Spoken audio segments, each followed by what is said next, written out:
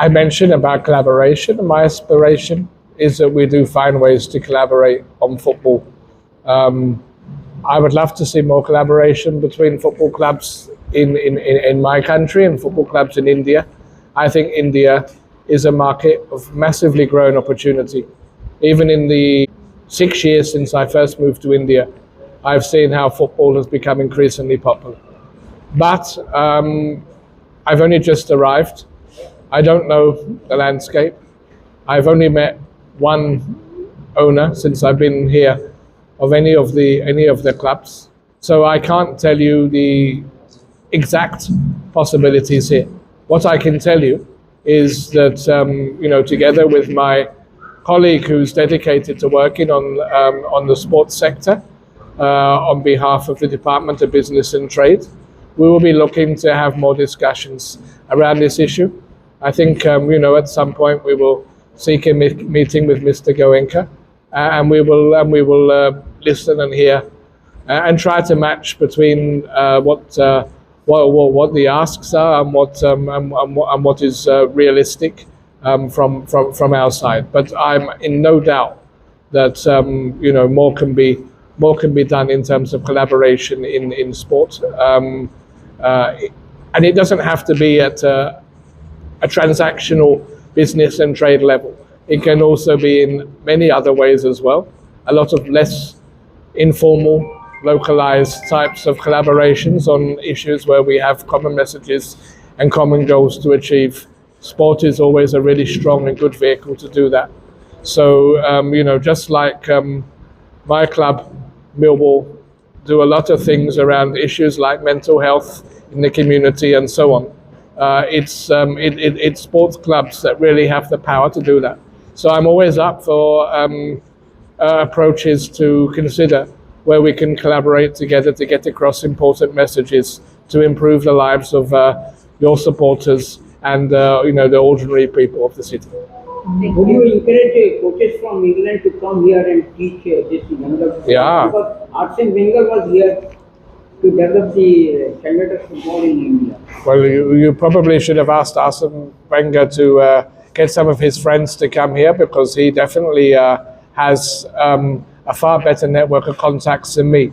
But if you follow my Twitter account, Andrew007 UK, you will see that already I have messaged to one coach, when are you going to come back to India and give some more coaching?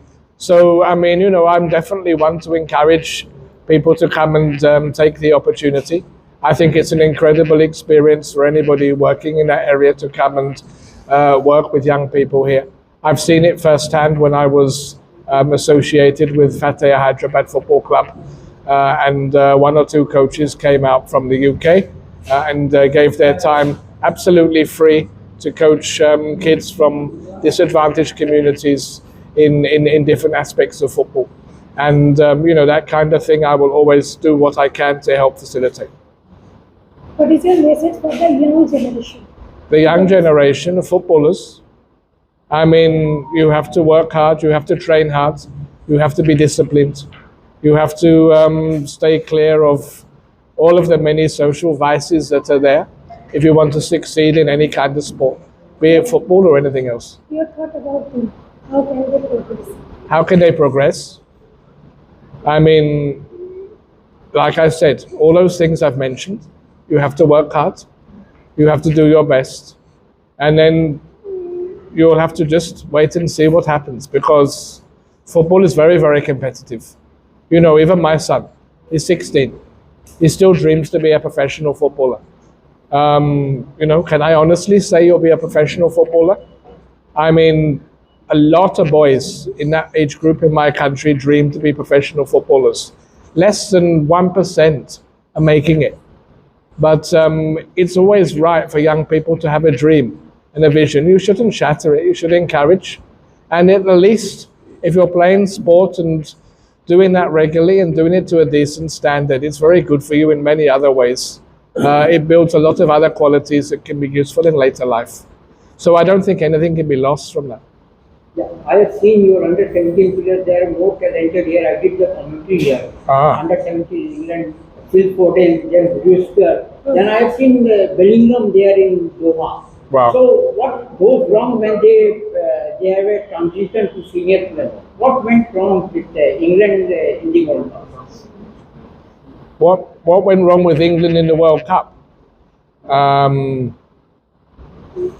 I mean, look, the World Cup is a tough competition. And you have a lot of clubs playing at the highest level.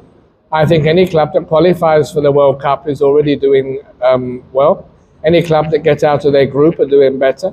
England made a little bit of progress. They didn't get as far as they would have liked to. My own national team, Scotland, they didn't make it that time, but they have qualified for the European Championships. So I'll be hoping that things work.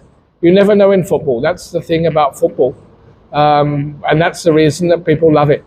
You can go to a match and whatever the situation, you never quite know what's going to be the result. Do you know about Derby and East Bengal Mohun? Do I know about the rivalry between East Bengal and Mohun? Is that your question? I've heard about it quite a lot from different people. Both, probably I have known more East Bengal fans than Mohun fans in the time that I've been interacting, but I've heard from both sides. It's like the rivalry between my club Millwall and West Ham, and sometimes that rivalry boils over a little bit. But we've tried more and more to avoid those sort of situations, and so that everybody can come to the stadium and enjoy. If you have situations of violence in a football ground, there's no place for violence in any football ground, on or off the field. If you have that kind of situation in a football ground, then you don't have families coming, you don't have children coming, you may not have some young women wanting to come. You're driving away people that could be your fans. That's never going to be a good thing. You need to make the place a welcoming and friendly place. When I was watching football in the 80s, football violence in my country was a big problem. And the grounds, the capacity, the crowds were very small because people were scared to go to the ground.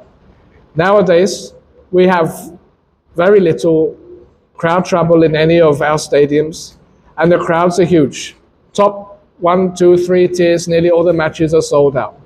So the aspiration must be to have peace and harmony in the ground. Still, you can have the songs, the chanting, all of the passion, but no violence. There's no place for violence in any football ground anywhere in the world, and that will encourage more people to come. Surely it's better to have the ground completely packed like it used to be for the East Bengal Mohun derbies. That must be the aspiration. And you're only going to get that if people are coming as families and feeling that it's safe.